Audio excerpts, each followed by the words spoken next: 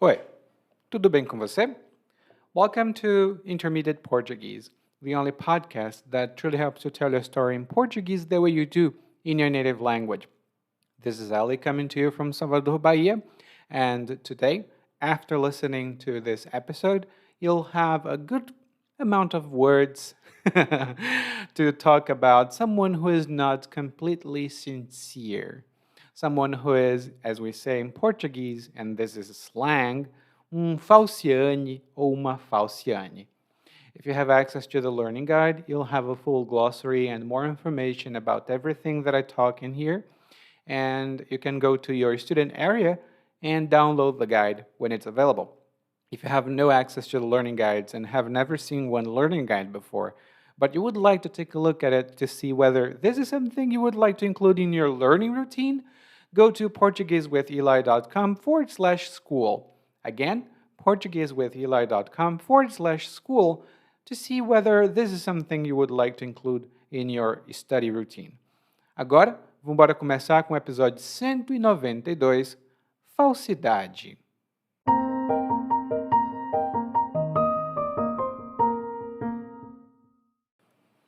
Todo mundo conhece esse tipo.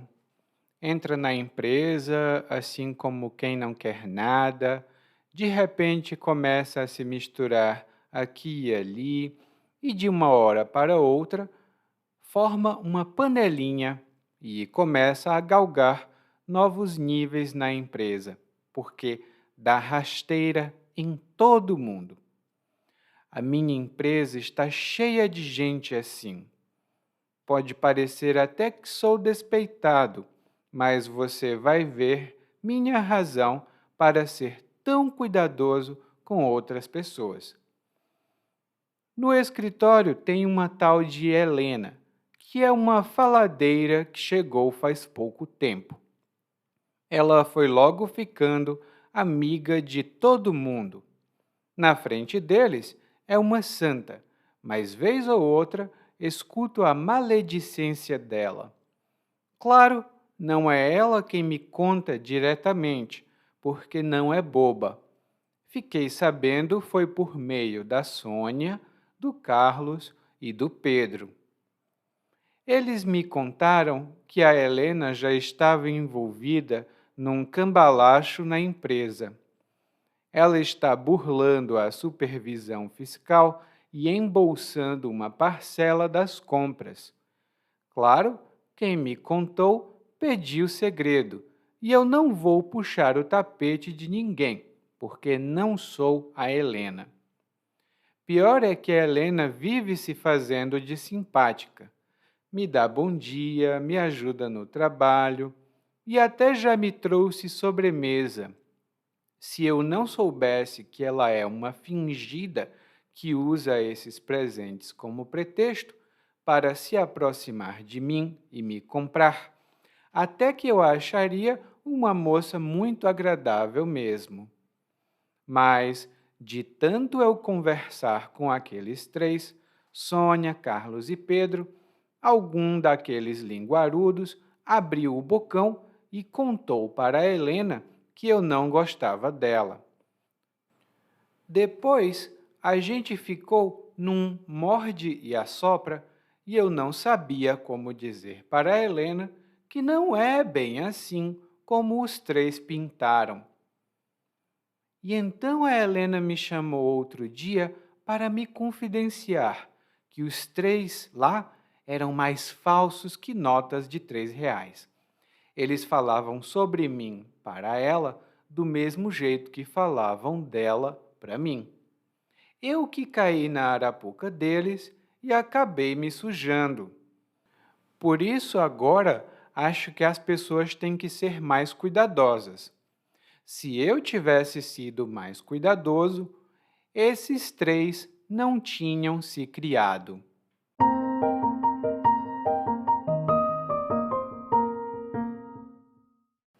Bom, no nosso monólogo de hoje, o narrador começa falando um pouco sobre um determinado tipo de gente.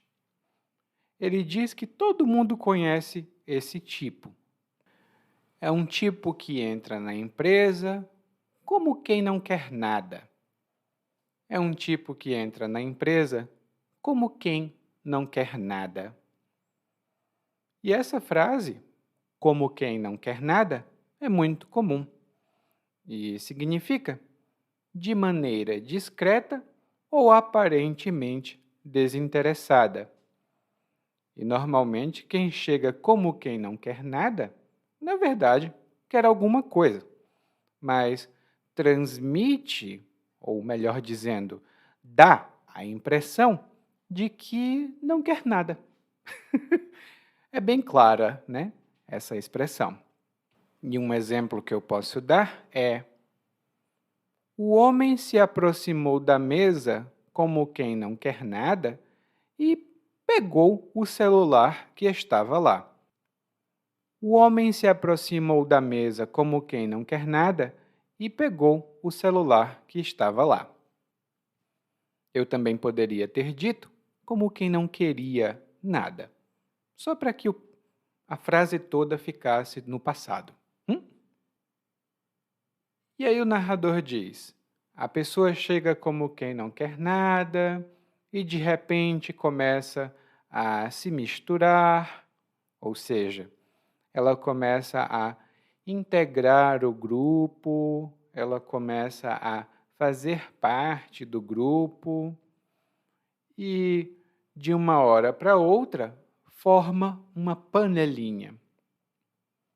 De uma hora para outra, forma uma panelinha. E aqui nós temos duas boas expressões. A primeira é de uma hora para outra. E isso significa de repente, repentinamente, assim, plim, num piscar de olhos. Por exemplo, o dia estava tão bonito, com um sol tão bonito também, mas de uma hora para outra começou a chover. Foi muito rápido. De uma hora para outra começou a chover. E a segunda expressão que o narrador falou é uma coisa que acontece muito em empresas e instituições, que é a panelinha. E a panelinha é um grupo de pessoas, né, um grupo fechado, que quem está dentro da panelinha não sai e quem está fora não pode entrar, porque esse grupo é um grupo fechado. E normalmente esse grupo tem interesses próprios, diferente daqueles das pessoas ao redor. Por exemplo, lá na minha empresa, eles dizem que somos todos um só, mas tem muitas panelinhas. Então, os empregados estão todos divididos, porque um faz parte de uma panelinha, outro faz parte de outra panelinha, e ninguém quer se ajudar. E, de fato, isso acontece muito. Inclusive, lá na minha universidade, também tinha panelinhas.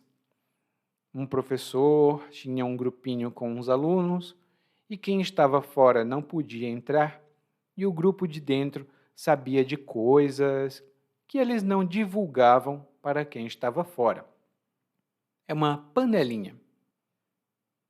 E aí o narrador diz que esse tipo de pessoa, depois que entra numa panelinha, começa a galgar novos níveis na empresa.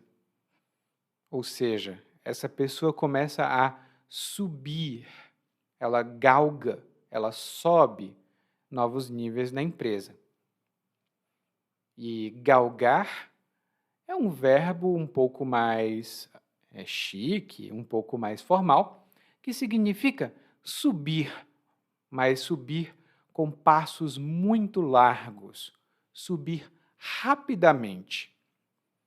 Por exemplo, quando ouviu o filho chorando, a mãe galgou os degraus da escada e, chegando lá em cima, descobriu que o seu filho tinha sofrido um acidente. Ao ouvir o choro do filho, a mãe galgou os degraus da escada e descobriu que o filho tinha sofrido um acidente. Mas o narrador aqui explica como esse tipo de pessoa galga os níveis na empresa. Ela dá rasteira nas outras pessoas. Ela dá rasteira nas outras pessoas. E a rasteira é um tipo de golpe que a gente dá com o pé ou com a perna. É um golpe que você chuta a perna de alguém para que alguém caia. Mas, informalmente, quando nós dizemos que alguém dá uma rasteira em outra pessoa, isso significa que essa pessoa, a primeira pessoa, né, quem dá a rasteira, engana a outra para ter benefício próprio ou para prejudicar a outra pessoa. Por exemplo, eu estava falando com o meu amigo sobre os planos para abrir um novo negócio. Eu dividi todos os detalhes com ele, falei tudo o que eu podia falar sobre os meus planos. E o desgraçado me deu uma rasteira. Enquanto eu passava meus planos para ele, ele repassava os meus planos para uma empresa. Ele vendeu a minha ideia e eu não pude mais abrir a minha empresa. Então, o meu amigo me deu uma rasteira. Ele me enganou, pegou os meus planos, a minha ideia e vendeu para uma empresa. E recentemente aqui no Brasil, não sei exatamente por que isso está acontecendo, mas muitas pessoas estão levando rasteiras com essas coisas de investir em NFT e Bitcoin. Lá no guia de aprendizagem eu tenho algumas informações sobre isso. E então o narrador menciona que, falando assim, talvez você até pense que ele é despeitado. Talvez você até pense que ele é despeitado. E quando nós dizemos que alguém é despeitado ou despeitada, isso significa que essa pessoa tem um ressentimento ou ela tem inveja porque outra pessoa obteve ou conseguiu algo que a primeira pessoa achava que merecia. E eu vou dar um exemplo. Eu e o Leandro trabalhávamos juntos, mas eu fui promovido e ele não. Depois disso, o Leandro ficou muito despeitado e passou a se comportar de maneira grosseira comigo, só porque eu fui promovido e ele não. Então ele ficou com despeita de mim. Ele está despeitado. Lá no guia de aprendizagem eu tenho notas adicionais e informações sobre essa expressão e algumas expressões populares que os brasileiros também usam para falar disso. Bom, então o narrador preveniu você. Ele disse que, olha, eu estou dizendo isso, mas não é porque eu seja uma pessoa despeitada. Não, não. E eu vou explicar por quê. É isso que ele diz. Então ele começa a falar de uma mulher chamada Helena. Ele diz que a Helena é faladeira. A Helena é faladeira. E o termo faladeira é utilizado apenas no feminino. No masculino, normalmente dizemos falador. Mas uma faladeira é uma pessoa que fofoca demais. É uma mulher que causa intriga e confusão, porque ela conta muitas fofocas. Por exemplo, ninguém quer ser amigo da Amélia porque ela é muito faladeira e ela conta para todo mundo o que ouve dos amigos. Ninguém quer ser amigo da Amélia só porque ela é muito faladeira. E normalmente quem é falador ou uma mulher faladeira é uma pessoa que conta muitas fofocas e às vezes também fala maledicência, né? Às vezes também espalha maledicência. Inclusive, é isso que o narrador diz que escuta vindo da Helena. Ele diz que ele fica sabendo, ele escuta a maledicência da Helena. E a maledicência é a ação de falar mal de outra pessoa. E geralmente, quando você fala mal, são comentários negativos. Por exemplo, as duas amigas estão conversando sobre o marido de outra amiga. Então, uma delas diz: Você está vendo como o Pedro está tão atencioso com a esposa? Ele não era assim. Por que será que de repente ele ficou assim? Será que ele tem um amante? Será que o Pedro tem um amante? Parece suspeito. E então a outra amiga diz: Deixe de maledicência. Você nem conhece o homem direito e fica com essas maledicências. Pare com isso. E a maledicência aqui é o boato, é o rumor de que o Pedro tem uma amante. Ela está falando isso sem saber nada. E aqui a gente já pode ver que a maledicência não está ainda vindo da Helena. Na verdade, quem contou que a Helena fala esse tipo de coisa foram os amigos do narrador. E os amigos que se chamam Sônia, Carlos e Pedro.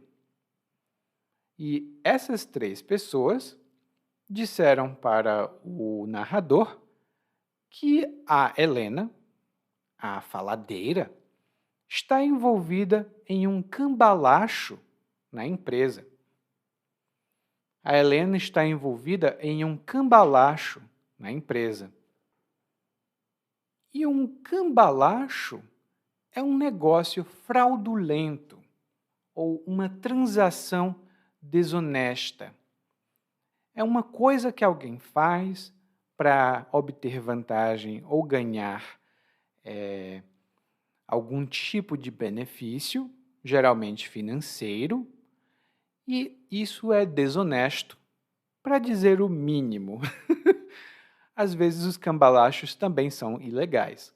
Nem sempre, mas normalmente sim. Por exemplo, esse político está envolvido em muitos cambalachos. Num deles, ele conseguiu desviar o dinheiro que ia para a saúde do município dele. Ele está envolvido em muitos cambalachos, por isso está tão rico.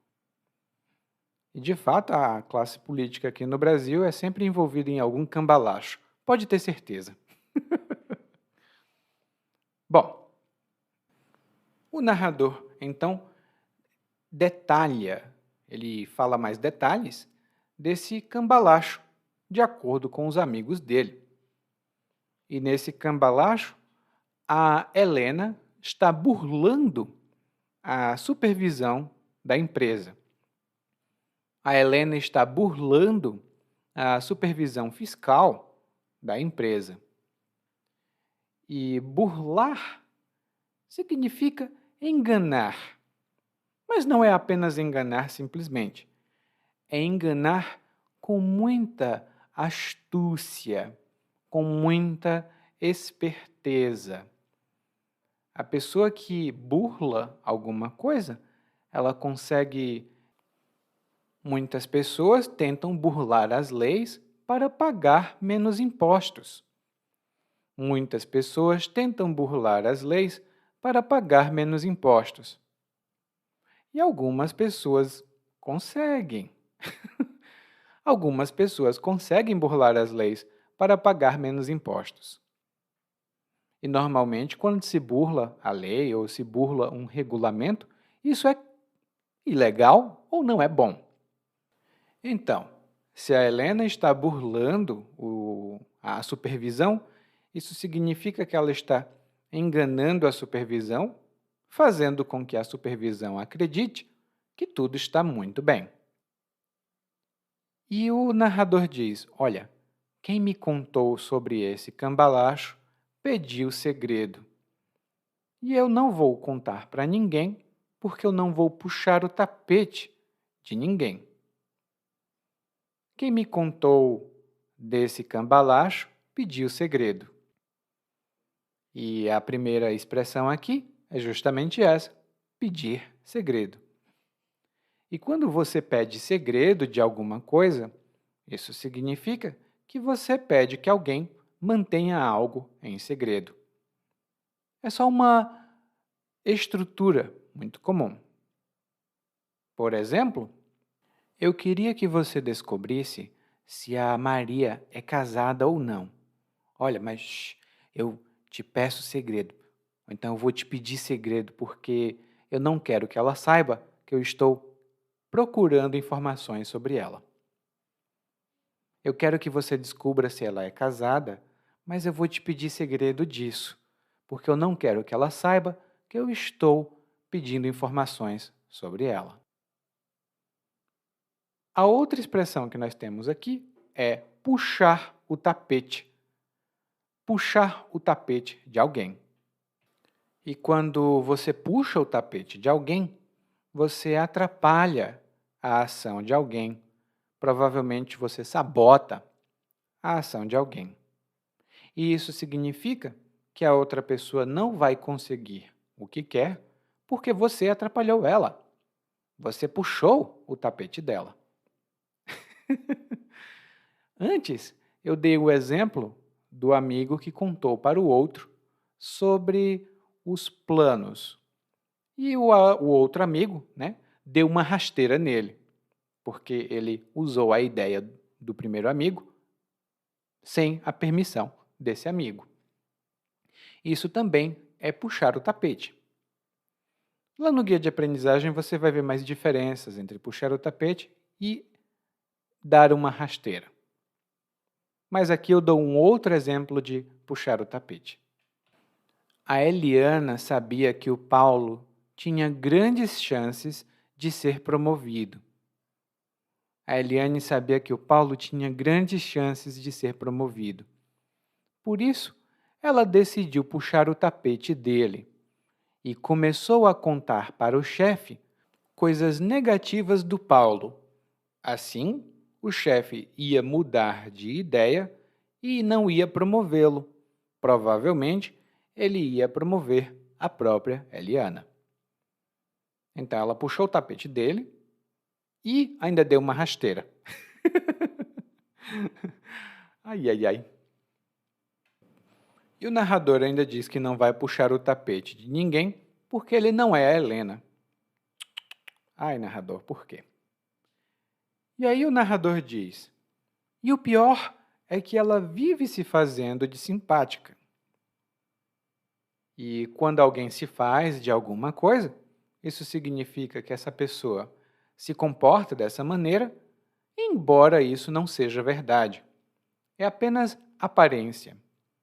Ou seja, quando o narrador diz que a Helena se faz de simpática, ele quer dizer que ela se comporta de maneira simpática, mas na verdade ela não é não.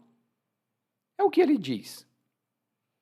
Por exemplo, olha, eu vou me fazer de burro e não vou dar nenhuma resposta para essas perguntas.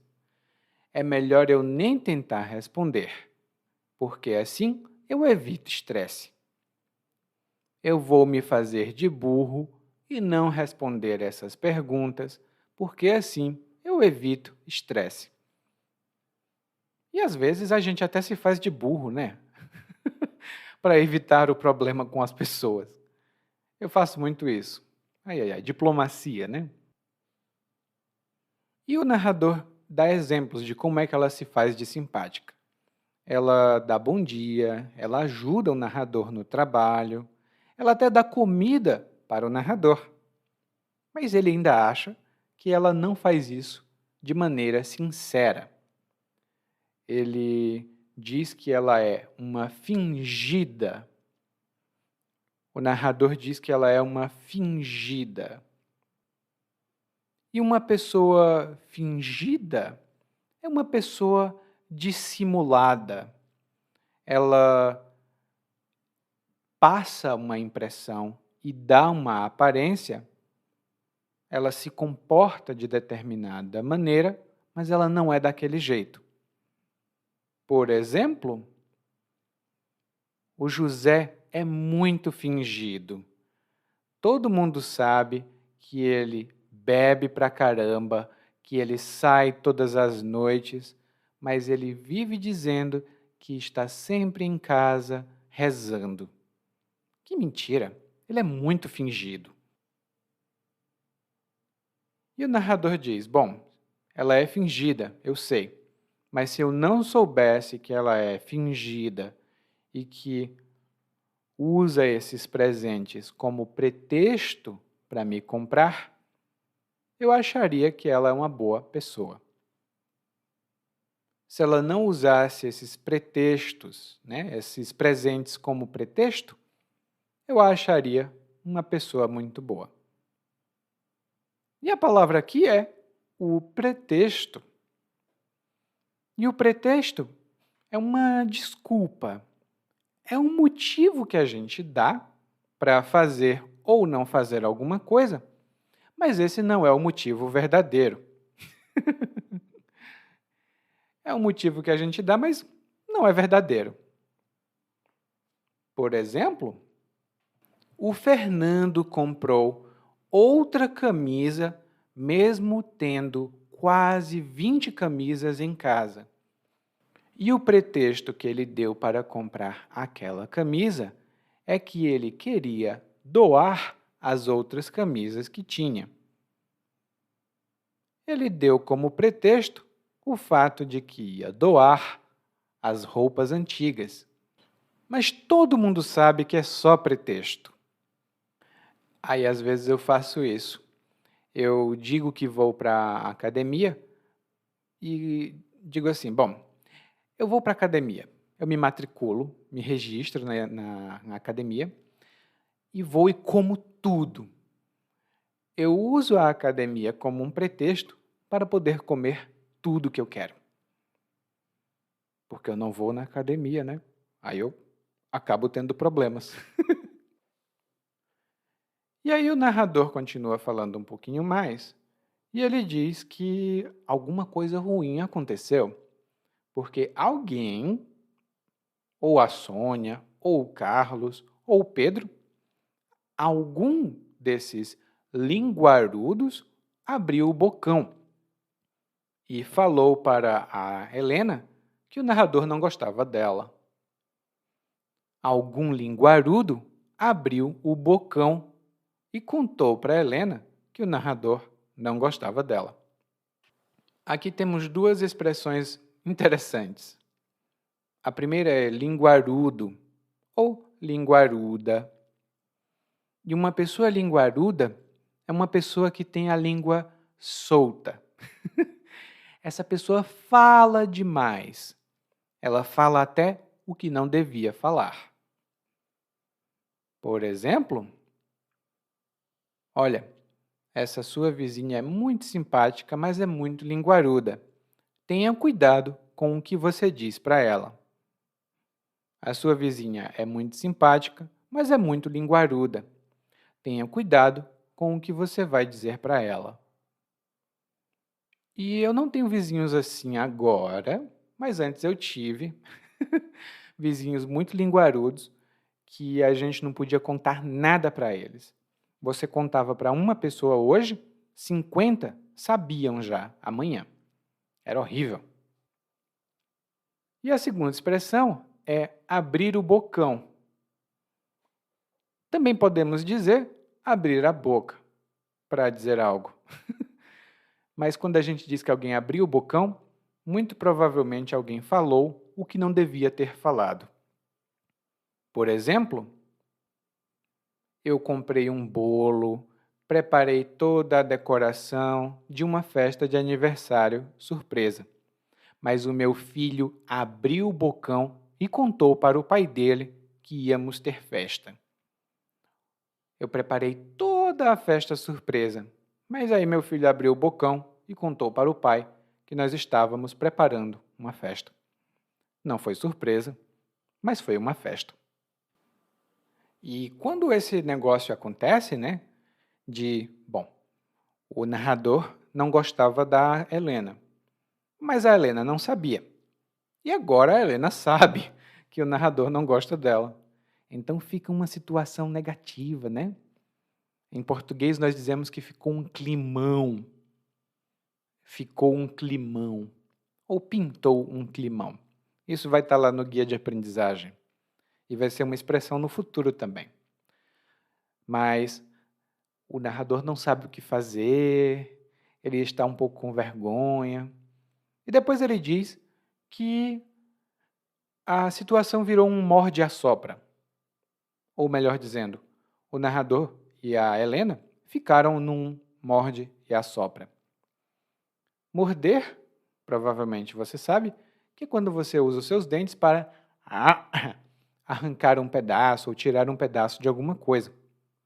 Ou então para outras coisas, como um cachorrinho que morde alguém, para brincar.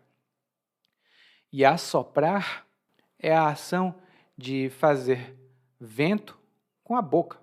Você enche o pulmão de ar e depois sopra. Você assopra. Mas o morde-e-assopra é quando uma pessoa critica outra pessoa e logo depois fala alguma coisa positiva para deixar as críticas um pouco menos violentas ou para amenizar, para aliviar o peso das críticas. E um exemplo de morde-a-sopra pode ser o seguinte: o chefe diz para o empregado: "Meu Deus, você é muito burro! Como você pode cometer tantos erros assim? Meu Deus, você é terrível!" E logo em seguida, depois de alguns minutos, o chefe diz para o empregado: "Ô João, será que você pode fazer aquele serviço, por favor? Porque você é muito bom nesse serviço." E depois o chefe critica de novo e faz outro comentário bom.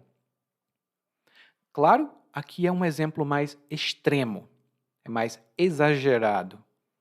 Mas se uma pessoa ataca e depois elogia, e depois ataca e depois elogia, para balancear, para equilibrar um pouco e talvez não ficar com tantos problemas, isso é morde-a-sopra. E muito provavelmente o narrador atacava a Helena e falava alguma coisa boa, e a Helena atacava o narrador e falava também uma coisa boa. E eles ficaram assim, nessa situação. O narrador não sabia o que fazer para contar para Helena que ele não era assim, né? Que a situação melhor não era assim como os três pintaram.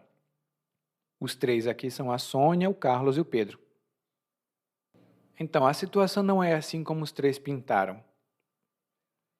E aqui, pintar significa descrever alguém, com palavras, lógico. Também podemos descrever alguma coisa. Por exemplo, olha, me disseram que Salvador era uma cidade muito suja e muito feia, mas ela não é como pintaram para mim, não. Ela não é como pintaram para mim. É uma cidade muito linda. E, na verdade, isso foi o que aconteceu, gente. Antes de eu vir para Salvador, disseram que aqui era horrível, que tinha um cheiro ruim e tal. Quando eu cheguei aqui, não era essa coisa horrível que pintavam, não. Na verdade, eu gosto mais daqui do que da minha cidade. Mas o jeito que eu pinto a minha cidade, o jeito que eu descrevo a minha cidade natal, é um pouco mais negativa. Então, eu posso dizer de um jeito, mas ela não é tão ruim quanto eu pinto quanto eu faço você acreditar. Hum? E aí o narrador diz aqui que depois de um tempo, a Helena falou com o narrador, mas ele não disse que ela falou. Ele disse que ela confidenciou com o narrador. E quando você confidencia alguma coisa para alguém ou com alguém, isso significa que você conta algo, mas você pede segredo. Você, ei, vou te contar uma coisa, mas não conta para ninguém não, tá? Isso significa que você está confidenciando algo para essa pessoa ou com essa pessoa. Por exemplo, o Fernando me confidenciou que ele tem um amante. Eu sou o melhor amigo do Fernando, mas eu também sou muito amigo da Marcela, a esposa dele. E agora que ele me confidenciou esse segredo, eu não sei o que fazer. Será que eu devo contar para ela que o meu amigo tem um amante? Esse é um problema, porque quem confidencia um segredo já não tem mais um segredo para guardar, porque se duas pessoas sabem, não é segredo. E qual foi a confidência? Qual foi o segredo que ela contou para o narrador? Que os amigos dele, o Carlos, o Pedro e a Sônia, eram mais falsos que nota de R$ 3. Os três eram mais falsos que nota de R$ 3. E essa é uma expressão popular que nós usamos para falar de alguém que não merece a nossa confiança, de jeito nenhum, porque é uma pessoa falsa. E essa expressão faz referência ao fato de que no Brasil não existem notas de R$ 3. Falei bem carioca agora, notas. Bom, não existem notas de R$ 3. Existem notas de 2, de 5, de 10, mas de 3 não tem. Por isso, quando alguém é mais falso que nota de R$ 3, isso significa que essa pessoa é muito falsa. Ela não é sincera. E por que eles eram mais falsos que nota de R$ 3? Bom, porque eles falavam para o narrador sobre a Helena e falavam para a Helena sobre o narrador. Mas eles não falavam bem. Provavelmente era maledicência deles. Era maldade, né? Ou comentários negativos. E o narrador diz: e eu caí na arapuca de acreditar neles. Ou melhor, eu caí na arapuca deles. E a arapuca é uma palavra informal para armadilha. E quando você cai na arapuca, ou seja, quando você cai na armadilha, isso significa que você é enganado ou é enganada e sofre algum tipo de prejuízo. Por exemplo, e isso é um exemplo baseado em fatos reais, todo mundo dizia que eu não deveria confiar no meu tio, mas eu não dei muita atenção. Um dia, meu tio pediu dinheiro emprestado. Eu disse, tudo bem, emprestei dinheiro.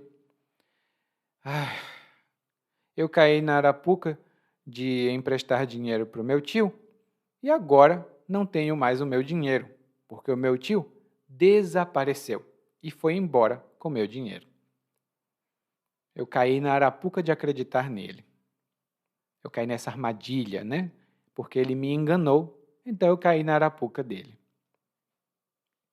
Lá no guia de aprendizagem, temos mais exemplos dessa expressão e outras também que podem ser úteis para você. E no final, o narrador, então, finalmente explica por que ele não quer mais confiar tanto nas pessoas. Ou melhor dizendo, por que ele talvez não confie tanto, que é mais ou menos o que ele fala no começo. E ele diz que se ele tivesse sido mais cuidadoso, essas pessoas não tinham se criado com ele. ou essas pessoas não tinham se criado. E a expressão original é blá blá blá não se cria. Normalmente uma pessoa que tem um comportamento negativo ou não aceitável. Por exemplo, preguiçoso não se cria, vagabundo não se cria, grosseiro não se cria. E quando nós dizemos que isso não se cria, em alguma situação, isso significa que nós não damos as condições para que esse comportamento seja possível. Ou a gente tem algum tipo de regra, ou a gente pune, né? A gente dá uma punição, um castigo para esse tipo de comportamento. E vou dar 2 exemplos para vocês. Hoje em dia, as crianças gritam, choram porque querem doces. E os pais dizem: "Oh, meu bebê, desculpa, toma aqui um docinho." E a criança para de chorar. Mas no meu tempo, criança mal comportava não se criava, não. Criança mal comportada não se criava. Por quê? Se eu chorasse e gritasse, eu quero doce, a minha mãe me batia. Por isso, criança mal comportada não se criava. Ou seja, criança mal comportada não tinha as condições necessárias para ser mal comportada, porque os pais impediam. Outro exemplo, o Leandro veio de uma empresa onde não fazer o trabalho direito era comum. Por isso ele se acostumou a não fazer nada. Mas aqui nessa empresa, esse tipo de comportamento não se cria. Aqui, os supervisores ficam toda hora acompanhando o nosso trabalho. Então, toda hora eles ficam fazendo pressão, dizendo para trabalhar. Por isso, empregado preguiçoso não se cria nessa empresa. Lá no guia de aprendizagem, como sempre, tenho mais expressões sobre isso. E agora nós vamos ouvir o monólogo mais uma vez, porque estudante que não revisa, aqui não se cria. Brincadeira, às vezes se cria, mas eu tento fazer com que não se crie. Bora lá. Todo mundo conhece esse tipo. Entra na empresa assim como quem não quer nada, de repente começa a se misturar aqui e ali, e de uma hora para outra forma uma panelinha e começa a galgar novos níveis na empresa porque dá rasteira em todo mundo. A minha empresa está cheia de gente assim. Pode até parecer que sou despeitado, mas você vai ver a minha razão para ser tão cuidadoso com outras pessoas. No escritório tem uma tal de Helena que é uma faladeira que chegou faz pouco tempo. Ela foi logo ficando amiga de todo mundo. Na frente deles é uma santa, mas vez e outra escuta a maledicência dela. Claro, não é ela quem me conta diretamente, porque não é boba. Fiquei sabendo foi por meio da Sônia, do Carlos e do Pedro. Eles me contaram que a Helena já está envolvida num cambalacho na empresa. Ela está burlando a supervisão fiscal e embolsando uma parcela das compras. Claro, quem me contou pediu segredo, e eu não vou puxar o tapete de ninguém porque não sou a Helena. Pior é que a Helena vive se fazendo de simpática. Me dá bom dia, me ajuda no trabalho e até já me trouxe sobremesa. Se eu não soubesse que ela é uma fingida que usa esses presentes como pretexto para se aproximar de mim e me comprar, até que eu a acharia uma moça muito agradável mesmo. Mas de tanto eu conversar com aqueles três, Sônia, Carlos e Pedro, algum daqueles linguarudos abriu o bocão e contou para Helena que eu não gostava dela. Depois a gente ficou num morde-a-sopra e eu não sabia como dizer para Helena que não é bem assim como os três pintaram. E então a Helena me chamou outro dia para me confidenciar que os três lá eram mais falsos que nota de R$ 3. Eles falavam sobre mim para ela do mesmo jeito que falavam dela para mim. Eu que caí na arapuca deles e acabei me sujando. Por isso agora acho que as pessoas têm que ser mais cuidadosas. Se eu tivesse sido mais cuidadoso, esses três não tinham se criado. Oi, tudo bem? Provavelmente você escuta nosso podcast há algum tempo. Bom, se não for o caso, eu me apresento para você. Eu sou o Eli, para Eliakim, e sou professor de português, responsável pelo podcast, pelo site portuguesewitheli.com, pelo outro site readbrazilianportuguese.com e muitas outras fontes de conteúdo para aprendizes de português que, como você, querem falar e entender o português brasileiro. Se você gostar desse podcast, você pode fazer uma avaliação do nosso podcast no Apple Podcasts. Você pode fazer a sua avaliação e isso ajuda muito. Obrigado.